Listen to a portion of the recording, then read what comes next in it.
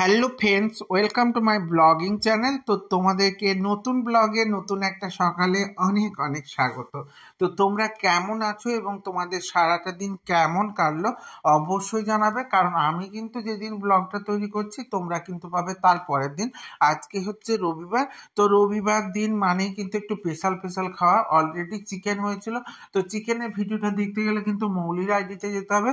তো আর রান্না করে নিয়েছিলাম মাছ, তো সরলা পুঁটি মাছ। তো তোমরা দেখলে সরলা পুঁটি মাছটা কেমন করে আমি ফ্রিজ থেকে বের করে ওতে কিন্তু বরফটাকে বের করে নিয়েছিলাম, মানে যাতে বরফটা ছেড়ে যায়, তাই জলে কিন্তু অনেকক্ষণ ডুবিয়ে রাখছিলাম। তারপরে আমি কিন্তু তার মধ্যে দিয়ে দিয়েছি নুন হলুদ। তো কিছুটা পুঁটি মাছ দেখো ভেজে নিয়েছি, আর কিছুটা পুঁটি মাছ অলরেডি ভাজছি। তো তোমরা কে কে এই মাছটার নাম কোথায় কি বলো এবং কি কি নামে চেনো সেটা অবশ্যই আমার সঙ্গে শেয়ার করে দিও। তো দেখো, তার করে নিচ্ছি কিন্তু সরলা পুঁটির সর্ষে পোস্ত। তো সর্ষে পোস্তর জন্য আমি কিন্তু পুরোটা ভিডিও ক্লিপ করতে পারিনি গো, কারণ আমাকে এক হাতে রান্না আর এক হাতে ভিডিও করা সবই খুব চাপের হয়ে যায়। তার জন্য দেখো অলরেডি কিন্তু আমি কড়াই বসিয়ে দিয়েছি এবং কড়াইতে তেল যেটা ছিল, কারণ অলরেডি আমি মাছটা এর মধ্যে ভেজেছি, তো যে তেলটা ছিল তার সঙ্গে একটুখানি তেল দিয়ে দিয়েছি। দিয়ে দেওয়ার পর পেঁয়াজটা দিয়ে কিন্তু পেঁয়াজটা একটু ভেজে তাতে টমেটো দিয়ে আরেকটু ভেজেছি। ভাজার পর কিন্তু তাতে দিয়ে দিয়েছি সর্ষে পোস্ত পেস্ট, যেটা আমাদের কিন্তু বাটা মশলা দিয়েই হয়, মানে শিলে বাটা মশলা। তো তোমরা যারা শিলে বাটতে পারবে না তারা কিন্তু কেনা বাটা মশলাও দিতে পারো সর্ষে পোস্তর যে পেস্টটা হয়, কারণ আমি সর্ষে পোস্তর পেস্ট দিয়ে কিন্তু রান্না করেছি, সেটাও কিন্তু ভালোই খেতে হয়, তো খুব একটা প্রবলেম নেই। তবে যারা বাইরে থেকে কিনে নিয়ে এসে খাবে তারা কিন্তু ওই সর্ষে পোস্তটাকে কিছুটা টাইম হলেও জলে ভিজিয়ে রাখবে।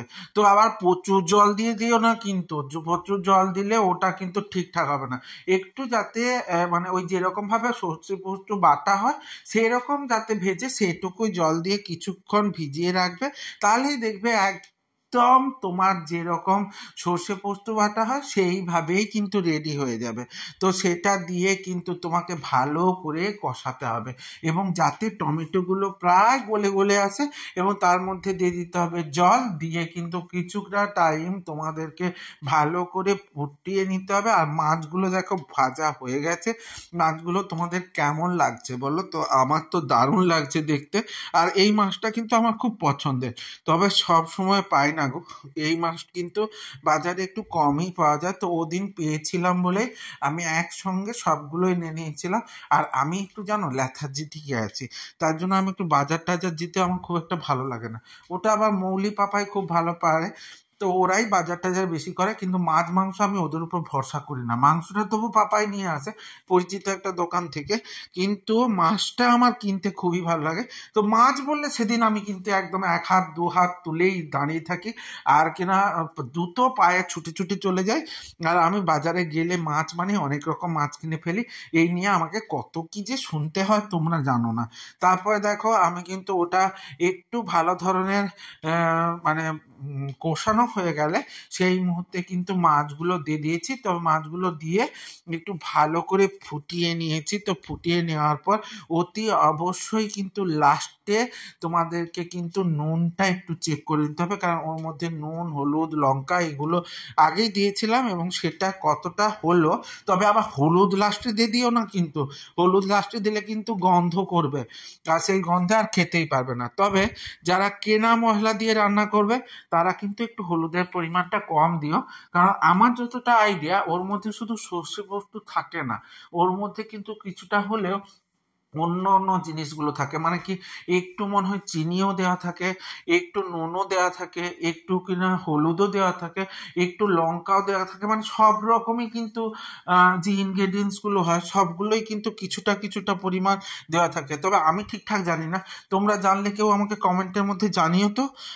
তো দেখো এরপরে ফোটানো হয়ে গেলে ওর মধ্যে একটু কাঁচা সরষের তেল দিয়ে তোমাকে কিন্তু নামিয়ে নিতে হবে। দেখো আমিও নামিয়ে নিচ্ছি, তো তোমরা একবার ট্রাই করে দেখতে পারো। কিন্তু দেখো আমার ব্লগগুলো তোমাদের কেমন লাগছে। যদি ভালো লেগে থাকে তাহলে লাইক কমেন্ট শেয়ার করে দিও।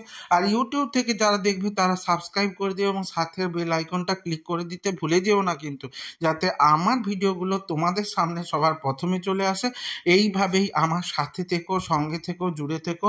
দেখা হচ্ছে নতুন একটা ব্লগে, নতুন একটা সকালের সাথে। ততক্ষণের জন্য তোমাদের শুভরাত্রি, গুড নাইট, টাটা।